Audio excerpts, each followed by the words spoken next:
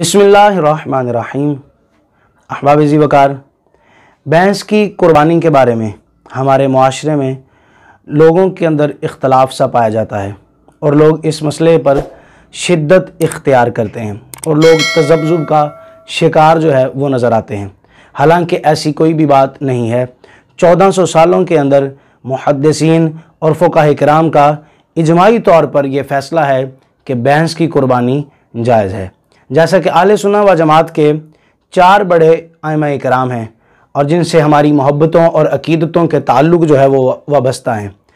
उनमें हज़रत सय्यदना इमाम आज़म रहमहुल्लाह, इमाम मालिक रहमहुल्लाह, इमाम शाफ़ई रहमहुल्लाह और इमाम अहमद बिन हम्बल रहमहुल्लाह, ये चारों इमामों ने कहीं भी किसी भी जगह पर भैंस की कुर्बानी को नाजायज़ और हराम नहीं लिखा। लेकिन हमारे लोग हैं वो शिद्दत इख्तियार कर जाते हैं इस मसले में, वो नाजायज़ ही नहीं बल्कि इसको हराम तक जो है वो बोल देते हैं। अब ज़रा सोचिए कि एक शख्स अब कुर्बानी के लिए भैंस या जिसे हम अपनी ज़ुबान में कट्टा कहते हैं वो लेकर आया, तो हमारी कौम क्या करती है, उसके साथ आते ही उस पर जो है वो फतवों की बौछार जो है उस पर कर दी जाती है।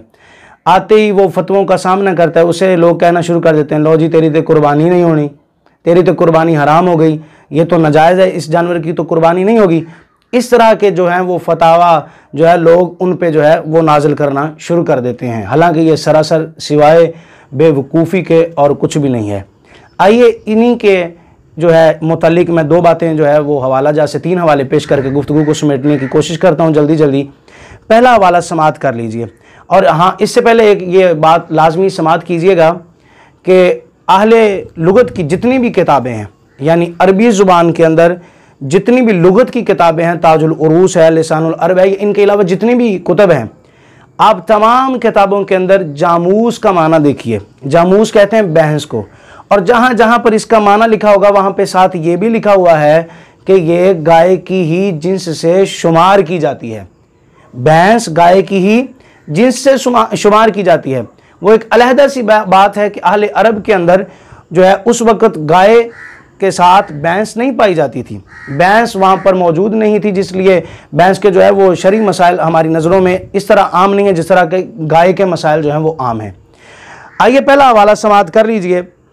इमाम इब्न अबी हातिम ने हज़रत लैस इब्न सुलैम जो किताबी रसूल हैं उनका एक कौल नकल किया है अपनी तफसीर के अंदर। वो फरमाते हैं अल जामूसु वल मुख्तियु मिनल अज़वाजिल समानिया। वो फरमाते हैं ये भैंस गाय की ही किस्म में से है और इसकी कुर्बानी जायज़ है, और बख्तिया जो है वो ऊँट की किस्म में से है।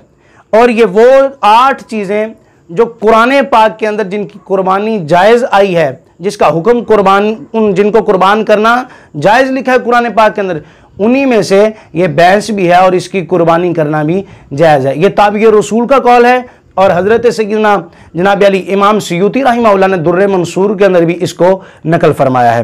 और आइए एक हदीस पाक भी आप हज़रात के सामने पेश करता हूँ। मौलाए कायनात अमीरुल मोमिनीन हज़रत सय्यदना मौलाए मुर्तज़ा हज़रत शेर खुदा करमल्लाहु वजहुल करीम, आपसे रवायत मनकूल है मुस्नदुल फिरदौस के अंदर हज़रत इमाम दालमी रहमतुल्लाहि तआला अलैह ने नकल की है। वो फरमाते हैं कि मौला अमीरुल मोमिनीन इरशाद फरमाते हैं, उसका हदीस नंबर है 2650, हदीस पाक का नंबर है। आप इरशाद फरमाते हैं कि कुर्बानी के अंदर भैंस 7 बंदों की तरफ से किफ़ायत कर जाती है, यानी 7 बंदों की तरफ से भैंस की कुर्बानी जो है वो की जा सकती है। अब इस रवायत और एक ताबी के कौल से हमें पता चला कि भैंस की कुर्बानी जायज़ है।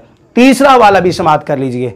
फतावा सनाया के अंदर शेखुल हदीस अहले हदीस मकतबा फ़िक्र के बहुत बड़े शेखुल हदीस और जो अहले हदीस मकतबा फ़िक्र के बहुत बड़े आलिम जनाब जो है वो सनाउल्लाह अमृतसरी साहिब, उनकी जो किताब है फतावा सनाया के दूसरी जिल्द के अंदर वो लिखते हैं कि भैंस की कुर्बानी करना जायज़ है।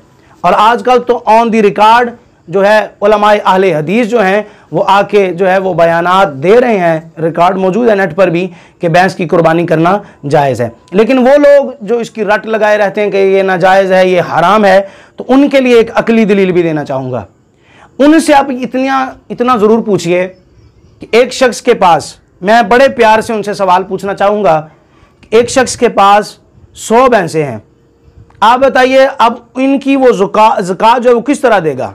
जिस शख्स के पास 100 भैंस है, वो उन 100 भैंस में से इनकी जो ज़कात अदा करेगा वो कैसे ज़कात अदा करेगा?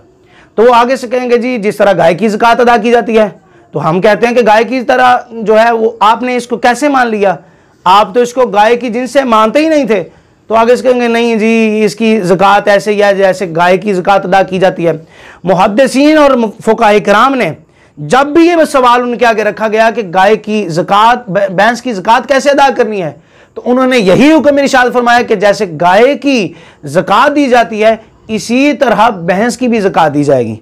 तो इसलिए अहबाब ज़िवकार अगर ज़कात देने के लिए भैंस को गाय की जिन्स से शुमार किया जा सकता है, तो कुर्बानी के वक़्त भी भैंस को गाय की जिन्स से शुमार किया जा सकता है और गाय के साथ साथ भैंस की, या जिसे हम अपनी ज़ुबान में कट्टा कहते हैं, उसकी कुर्बानी करना जायज़ है, ना कि नाजायज़ है। अल्लाह की बारगाह में दुआ है कि वो हमें हक सच समझकर उस पर अमल की तौफीक नसीब फरमाए।